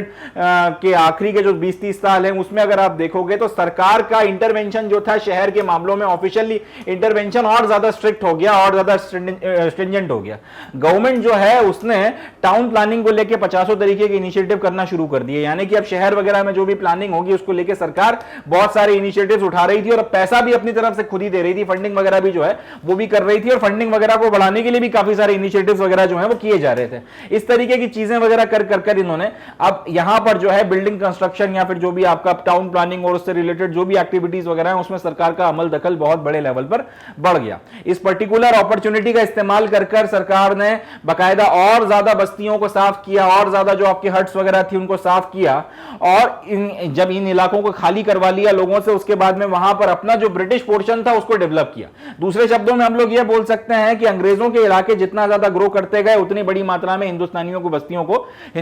बस्तियों को तोड़ तोड़ के वहां से हटाया गया, और उसके बाद में साफ सफाइयां करवा के कोट अनकोट साफ सफाई करके हेल्दी बना के कलकत्ता को वहां पे अंग्रेजों की टाउनशिप्स को या अंग्रेजों की जो टाउन प्लानिंग है उसको बढ़ाया गया। कुल मिला के आप ये कह सकते हो कि जो रेशियल डिवाइड था शहर के बीच में कि एक जगह आपका व्हाइट टाउन होगा और एक जगह आपका ब्लैक टाउन होगा, इस पर्टिकुलर रेशियल डिवाइड को अब और ज्यादा आगे बढ़ाया गया। एक जो नया आपका नोशन निकल कर आया था हेल्दी और अनहेल्दी का। अंग्रेजों के जो इलाके थे इनको इन्होंने हेल्दी बोल दिया, या ये डिक्लेयर कर दिया कि अंग्रेजों के इलाके साफ सुथरे होते हैं इसलिए ये स्वास्थ्य के पॉइंट ऑफ व्यू से जो है बहुत बढ़िया है, और क्योंकि हिंदुस्तानियों के इलाके अनहेल्दी होते हैं इसलिए स्वास्थ्य के पॉइंट ऑफ व्यू से अच्छे नहीं है, इसलिए आप यहां पर दूर रहिए। तो यहां से भी जो एक नस्लीय श्रेष्ठता की भावना थी, जो हिंदुस्तानियों के अंदर हीन भावना डाली गई है, जो आज भी किसी ना किसी फॉर्म में हमारे दिमागों में, हमारे जहन में मैनिफेस्ट करती है, वो अभी भी अब जो है उसको वो किस तरह से मजबूत की गई है वो हमको यहां पर समझ में आता है। पहले ये बोल दिया कि शहर के दो हिस्से होंगे, एक होगा व्हाइट इलाका जहां अंग्रेज रहेंगे या फिर यूरोपियंस रहेंगे, और एक होगा ब्लैक इलाका जहां पे हिंदुस्तानी या कोई और रह सकता है। व्हाइट इलाके को फिर उन्होंने ये बोला कि भाई ये जो है बड़े अपने आप में अलग हैं और ये नस्लीय श्रेष्ठता और ये और वो। बाद में ये बोल दिया कि व्हाइट इलाकों में बीमारियां नहीं फैलती हैं, हेल्दी इलाके हैं, और ये जो आपके ब्लैक वाले हैं यही सारे बीमारियों के जड़ हैं, और इन्हीं सारे इलाकों से जो है बीमारियां वगैरह फैलती हैं और इन्हीं के कारण सारी प्रॉब्लम होती है। तो ये अनहेल्दी इलाके हैं। इस तरीके से ये जो नस्लीय श्रेष्ठता का भाव था, जो रेशियल डिवाइड था, वो यहां पर हेल्दी और अनहेल्दी के नोशन के साथ में भी इन लोगों ने एंटर कराने की कोशिश करी है, और इसका भी जो है हमको इसके चक्कर में भी जो है हमको जो आप कह सकते हैं रेशियल इंफीरियोरिटी जो हमारे अंदर डाली गई है, या फिर अंग्रेजों की जो रेशियल सुपीरियोरिटी हमारे अंदर डाली गई है और इंफीरियोरिटी कॉम्प्लेक्स हमारे अंदर डाला गया, वो फिर से यहां पर इंटरप्ले करता हुआ हमको समझ में आता है। अब जब ये सारी की सारी चीजें हो रही थी कि हिंदुस्तानियों के इलाकों को जो है आप तोड़ तोड़ के साफ कर रहे हो, और उसके बाद में जब कोट अनकोट वो साफ हो जाते हैं, हेल्दी हो जाते हैं, उसके बाद में आप वहां पे अंग्रेजों की बस्तियां बसा रहे हो या इस तरीके की चीजें कर रहे हो, ये सारा नाटक जब हो रहा है, ये सारी चीजें जब हो रही हैं, तो हिंदुस्तानियों ने फिर म्युनिसिपैलिटी में प्रोटेस्ट करना शुरू कर दिया। म्युनिसिपल कॉर्पोरेशन वगैरह में, क्योंकि इंडियंस को थोड़ा बहुत रिप्रेजेंटेशन तो मिला हुआ था, जब इस तरीके की चीजें दिखी, जब इस तरीके का रेशियल डिवाइड और आपका रेशियल बेसिस पर काम होता हुआ इंडियंस ने देखा, तो फिर इन लोगों ने बेसिकली यहां पर काफी बड़े लेवल पर जो है प्रोटेस्ट वगैरह करना शुरू कर दिया। उन्होंने बोला कि ये तो भैया आप सीधा सीधा भेदभाव कर रहे हो, डेवलपमेंट जो हो रहा है यूरोपियन पार्ट्स का, या फिर वो इलाके जहां पर यूरोप वाले रहते हैं, या फिर ये जब इनको रहने के लिए कहीं पर अगर आपको जमीन की जरूरत पड़ती है तो आप बार बार एक ही ढिंडोरा पीटते हो कि भैया ये जो हिंदुस्तानी इलाका है वो अनहेल्दी है, साफ कर दो इसे, तोड़फोड़ मचाते हो, लोगों को भगाते हो, और उसके बाद में यूरोपियंस को लाके वहां पे बसा रहे हो। ये क्या नाटक मचा रखा है? ये तो सीधी सीधी जो है आप अनफेयर बायस वगैरह शो कर रहे हो अपने गोरों के प्रति या यूरोपियंस के प्रति हिंदुस्तानियों के एक्सपेंस पे। ये चीज ठीक नहीं है, इसको बर्दाश्त नहीं किया जा सकता। इस बात को लेकर फिर पब्लिक प्रोटेस्ट भी जो है होने लगे। अब 1880-90 आते आते कांग्रेस का भी निर्माण हो गया था, तो और बाकी लोग भी जो है थोड़ा सा अब इस बात को लेकर अवेयर होने लगे थे कि हमारे कुछ राइट्स हैं, अंग्रेज हमारे अपनी मनमर्जी से हमारे ऊपर जो चाहे वो नहीं थोप सकते। तो ये बात भी अब होने लगी थी। तो पब्लिक प्रोटेस्ट जो है गवर्नमेंट की इन सारी ये जो पॉलिसीज वगैरह हैं, इन सारी पॉलिसीज के खिलाफ अब आपकी जनता जो है उसमें भी रोष आ गया, और उन्होंने भी जो है काफी ज्यादा इसको लेकर प्रोटेस्ट वगैरह करना शुरू कर दिया था। वक्त के साथ में हालांकि इसमें कितना फायदा हुआ कितना नुकसान हुआ उसमें हम लोग नहीं जाते, मगर इससे एक चीज हुई कि ये जो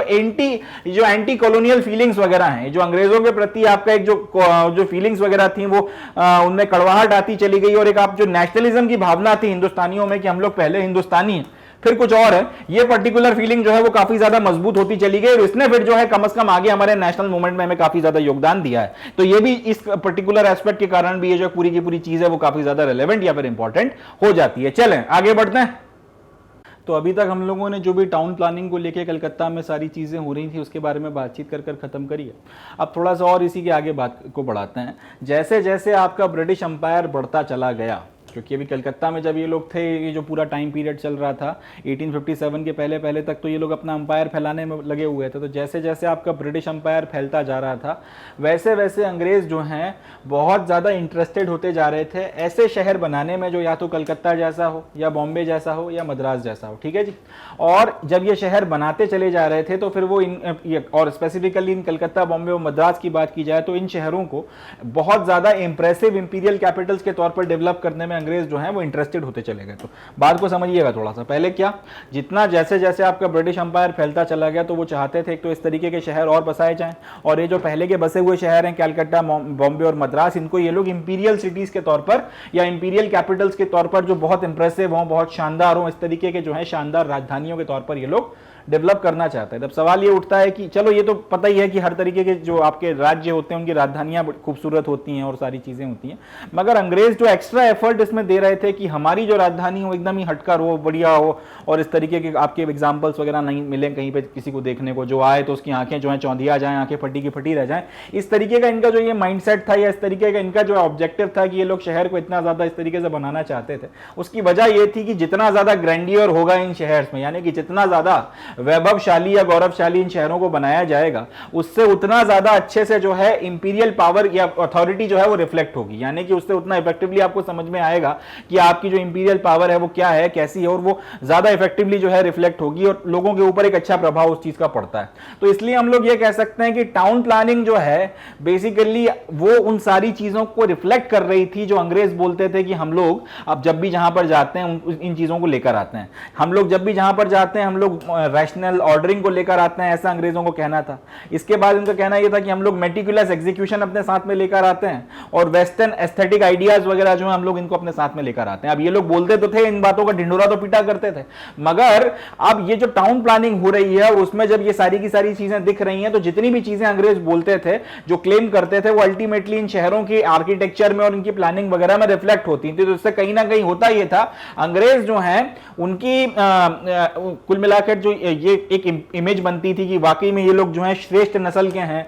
और बाकी सब लोगों से ज्यादा इफेक्टिव हैं और हिंदुस्तान के लेजिटिमेट रूलर्स हैं, इसके पहले के लोगों की अपेक्षा ये यहां पर ज्यादा विकास और डेवलपमेंट वगैरह लेकर आ रहे हैं। इन सारी चीजों को भी जो है इस पर्टिकुलर ये जो आपका इंप्रेसिव कैपिटल्स वगैरह अगर बनाए जाते हैं तो उससे बल मिलता था। इसलिए इन सारी चीजों को ध्यान में रखते हुए अंग्रेज बार बार दो चार बातों के ऊपर फोकस करते थे। इनका बार बार एक बात कहनी थी कि जो शहर हैं इनको आपको साफ करना होगा, इनको आपको ऑर्डर में लाना होगा, इनमें आपको ज्यादा इफेक्टिवली प्लानिंग वगैरह करनी होगी और इनको जितना हो सके उतना ज्यादा आपको खूबसूरत बना के तैयार करना होगा। जितना ज्यादा आप ये करते चले जाओगे, शहर वगैरह जितने अच्छे से बनते चले जाएंगे, ब्रिटिश कैपिटल्स उतने ज्यादा इंप्रेसिव होंगे, उतने ज्यादा इफेक्टिव होंगे, उतने ज्यादा बढ़िया होंगे, बाहर से आने वाले लोगों के ऊपर इतना अच्छा प्रभाव डालेंगे और एक अच्छा इंप्रेशन बनेगा। और वो सारी बातें जो अंग्रेज बोलते हैं कि हम जहां पे भी आते हैं ये सारी की सारी चीजें आपको देखने को मिलती हैं, वो रिफ्लेक्ट होंगी। जो हिंदुस्तान के रहने वाले लोग हैं जो अलग अलग इलाकों से यहां पर आएंगे वो भी देखकर अचंभित होंगे और इस बात की तारीफ करेंगे कि अंग्रेज कितना ज्यादा जो है विकास करा रहे हैं। जो उसी शहर में रहने वाले लोग हैं वो उसकी सुविधाएं उठाएंगे और उसका गुणगान करेंगे। तो कुल मिला के हर तरीके से आपका जो ब्रिटिश अंपायर है उसकी स्टेबिलिटी, मजबूती, वैभव और गौरव गाथा में ये सारी के सारे जो शहर हैं अपना योगदान करेंगे, बिना बोले उसकी कहानी को गाते रहेंगे, उसको आगे बढ़ाते रहेंगे। इस तरीके का एक माइंडसेट जो है अंग्रेजों का बना हुआ था और इसी माइंडसेट के तहत इन लोगों ने इन पर्टिकुलर शहर वगैरह के डेवलपमेंट में इतना ज्यादा काम किया या फिर इतना ज्यादा योगदान दिया। चलें आगे बढ़ते हैं। So with this we come to the end of the session. आज का जो अपना सेशन रहा है इसमें हम लोगों ने कलकत्ता का जो पूरा का पूरा आपका कैरेक्टरिस्टिक्स वगैरह थी और अंग्रेजों ने किस तरीके से यहाँ पर एम्फेसिस कर अपनी टाउन प्लानिंग वगैरह करी है उसके बारे में हम लोगों ने बातचीत कर खत्म करी है। नेक्स्ट जो अपना सेशन रहेगा अब इसके बाद में जो तीसरा रेलेवेंट या इंपॉर्टेंट आपका कॉलोनियल सिटी है जिसका नाम बॉम्बे है, उसके बारे में हम लोग अपनी बातचीत को करेंगे और डिस्कशन को आगे बढ़ाएंगे। मगर आज का जो अपना सेशन है या आज का जो अपना सत्र है इसको हम लोग यहीं पे समाप्त करते हैं। खत्म करने के पहले मैं आप लोगों को बताना चाहूँगा कि आप लोग मैग्नेट ब्रेन्स की हमारी वेबसाइट पर जाएं। यहाँ पर आपको सारा का सारा जो सिलेबस है, सारा का सारा जो कंटेंट है, सारा का सारा जो कोर्स है वो एक्सक्लूसिवली फ्री ऑफ कॉस्ट मिलता है और ऑर्डर तरीके से आपको अरेंज तरीके से मिल जाता है। प्लेलिस्ट वगैरह ढूंढने में आपको दिक्कत नहीं होती। जैसे ही आप लोग इस वेबसाइट पर जाएंगे और जैसे ही आप क्लिक करेंगे वेबसाइट में अंदर आएंगे तो आपको अलग अलग ऑप्शंस देखने के लिए मिलते हैं। CBSE इंग्लिश मीडियम तो इसमें आपके अलग कोर्सेज बने, हिंदी मीडियम के अलग कोर्सेज बने, NTSC के अलग कोर्सेज बने और ओलंपियाड के अलग कोर्सेज बने। इसके बाद में आपकी सारी जो क्लासेज वगैरह हैं उनके नाम आपको लिखे हुए आते हैं। जैसे ही आप अपनी क्लास पे क्लिक करोगे, जैसे आपने क्लास 12 पे क्लिक किया तो क्लास 12 के सारे जो कोर्सेज हैं वो निकल कर आ जाते हैं। जैसे फिजिक्स के कोर्सेज हैं, केमिस्ट्री के कोर्सेज हैं, मैथ्स हो गया, बायो हो गया, ह्यूमैनिटीज हो गई, सारे कोर्सेज वगैरह आपके निकल कर आ जाते हैं। अब जो भी कोर्स वगैरह आप पढ़ना चाहते हैं उस पर आप क्लिक करेंगे तो उसके फिर जितना भी आपकी उसकी जो प्लेलिस्ट है वो खुलकर आ जाती है, और सारा का जो सारा कंटेंट है, सिलेबस ओवरव्यू से लेकर लास्ट चैप्टर तक आपको सारी चीजें सीक्वेंस में, जैसा आपका इंडेक्स वगैरह होता है उस तरीके से सीक्वेंस में आपको अरेंज फॉर्मेट में देखने के लिए मिल जाता है। अब आप यहां से पढ़ना शुरू कर सकते हैं, जितना चाहें उतना पढ़ सकते हैं। सारा का सारा कंटेंट आपको एक्सक्लूसिवली फ्री ऑफ कॉस्ट यहां पे देखने के लिए मिलता है, और इसका ना तो आपको कोई चार्ज देना पड़ता है। कंटेंट इस तरीके से बनाया गया है कि पढ़कर आपको सब कुछ समझ में आ जाएगा, कोई दिक्कत वगैरह नहीं होगी, और अच्छे से इफेक्टिवली आपकी सब्जेक्ट के ऊपर बढ़िया कमांड बनेगी, बढ़िया पकड़ बनेगी। तो आप जितना चाहें यहां से सीख सकते हैं, जितना चाहें आप यहां से उतना ज्यादा ग्रास्प कर सकते हैं, उतना गेन कर सकते हैं। हिंदी मीडियम के बच्चों के लिए स्पेसिफिकली हम लोगों ने हमारा जो मैग्नेट ब्रेन्स का अपना मेन चैनल है उसके अलावा एक डेडिकेटेडली हिंदी मीडियम का भी चैनल बनाया हुआ है, तो इस पर भी आप जा सकते हैं। यहां पर आपको सारे के सारे हिंदी मीडियम के कोर्सेज वगैरह देखने के लिए मिल जाएंगे। इसके अलावा एनटीएससी और बाकी सारे कोर्सेज वगैरह भी आपको देखने के लिए मिल जाएंगे। बिसाइड दिस जितने भी कॉम्पिटिटिव एग्जामिनेशन है मैग्नेट ब्रेन्स उसमें भी उतर रहा है, और धीरे धीरे आपको उसके भी जो कोर्सेज वगैरह हैं और सिलेबस और सारी चीजें वगैरह कवर करवाई जाएंगी, एंड वो भी बिल्कुल एक्सक्लूसिवली फ्री ऑफ कॉस्ट। इसके बाद अगर कहीं पे कोई मन में आपके डाउट फिर भी रह जाता है, कोई सवाल आता है, तो आप लोग हमसे हमारे टेलीग्राम के जो ग्रुप्स और चैनल्स हैं उन पर जुड़ सकते हैं। वहां पर आप अपने डाउट्स वगैरह लिख कर दे सकते हैं, और फैकल्टीज वगैरह फिर आपको उसका भी जवाब देंगी। तो हर तरीके से मैग्नेट ब्रेन्स ये इंश्योर करने में लगा हुआ है कि आप लोगों तक क्वालिटी कंटेंट पहुंचाया जाए, आप लोगों के सारे डाउट्स वगैरह क्लियर किए जाएं, एग्जामिनेशन की बढ़िया तैयारी करवाई जाए, ताकि आप लोग अपनी अपनी जिंदगियों में ना सिर्फ एग्जाम्स में अच्छा परफॉर्म करें, लाइफ्स में, जिंदगियों में अच्छा परफॉर्म करें, बढ़िया करियर्स बनाएं, अच्छे ओहदों पर पहुंचें और देश की तरक्की में, प्रगति में कंट्रीब्यूट कर सकें। इसी ध्येय के साथ में मैग्नेट ब्रेन्स आगे चल रहा है, और इसी ध्येय के साथ में मैग्नेट ब्रेन्स चलते हुए आप लोगों के लिए सारा का सारा क्वालिटी कंटेंट लगातार exclusively free of cost provide कराता रहेगा। तो इसी नोट पे आज का जो सेशन है, आज का जो सत्र है, हम लोग खत्म करते हैं। अपना बहुत ध्यान रखें, बहुत पॉजिटिव रहें, हंसते मुस्कुराते रहें, खुश रहें, और सबसे इंपॉर्टेंट, सबसे मोस्ट इंपॉर्टेंट बात, जुड़े रहें मैग्नेट ब्रेन्स के साथ। थैंक यू, जय हिंद।